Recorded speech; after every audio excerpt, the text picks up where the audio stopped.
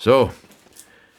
Jetzt kannst du auf dem Schrotthaufen einen Mixer, ein Messer, eine Schüssel, ein Schneidebrettchen, ein Wallholz, eine Raffel und eine Zange suchen. Wird erledigt.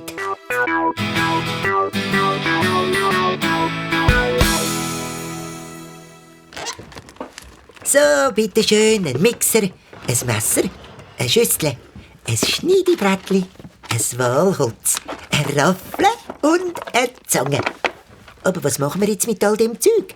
Die Sachen tun wir jetzt im Blechwürfel befestigen. Der Mixer knetet dann den Teig in der Schüssel, das Wallholz rollt den Pizzateig aus, das Messer schneidet Tomaten auf dem Schneidebrettchen, die Zange packt die geschnittenen Tomaten und verteilt sie auf dem Teig und die Raffel reibt den Käse drüber. Am Schluss wird noch Salz und Pfeffer drüber gestreut und fertig ist die Pizza. Grosspapi, du bist einfach der Beste.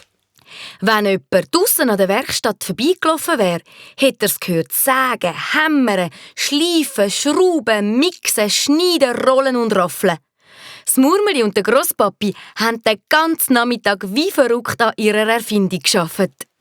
Puh, das ist dann aber schön anstrengend. Sind wir jetzt dann bald fertig? Ja, Murmeli. Jetzt müssen wir nur noch ein altes Velo montieren, das die Maschine antreibt. Sobald dann jemand auf das Velo sitzt und trampelt, läuft unsere Wundermaschine. Und das ganz ohne Strom. Nachdem sie auch das noch gemacht haben, sind sie so gut wie fertig gewesen. Und zum guten Schluss kannst du mir das Rollbrett dort hinten noch bringen. Aber Grosspapi, zum Rollbrettfahren bist doch du schon viel zu alt. Und da brichst du noch das Bein. Nein, ich will nicht fahren damit. Ich brauche nur die Rädchen davon. Die schraube ich ab und mache sie dann an den Pizzateig, Knete, Tomaten, Schneiden, Käse, Reibemaschinen an. So kann man sie dann bequem umrollen. Ach so, ich hole es gerade.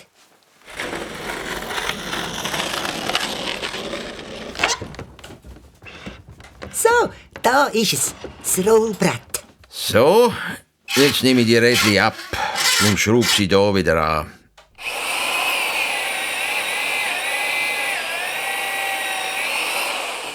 Und fertig ist. Judihui. Und wann tun wir sie ausprobieren? Wenn deine Mami heimkommt. Und das ist ja schon gleich. Am besten ist es, wenn man die Maschine in die Küche rollt, sie mit einem Tuch zudecken, dass man sie nicht gerade sieht, und dort aufs Mami und der Papi warten. Oh ja, das machen wir. Ich bin ja so gespannt auf ihr Gesicht. Sie hat sicher nur Freude. Und so haben die beiden ihre Pizzateig, Knete, Tomaten, Schneide, Käse, Reibemaschine in die Küche geschoben und haben sich's auf einem Stuhl bequem gemacht.